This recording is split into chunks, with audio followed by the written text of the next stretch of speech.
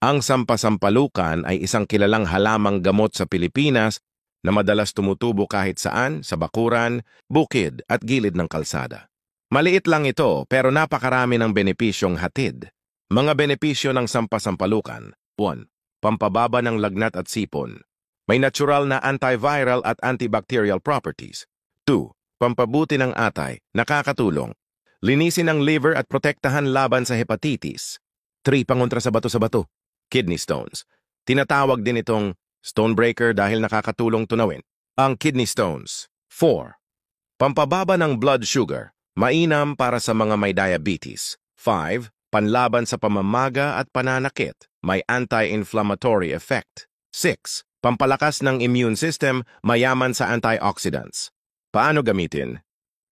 Pakuluan ng 1 tasa ng sariwa o 2 kutsara ng pinatuyong dahon sa 3 tasa ng tubig.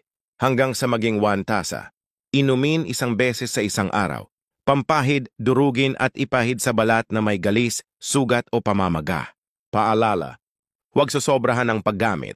Iwasan ng buntis at nagpapasuso.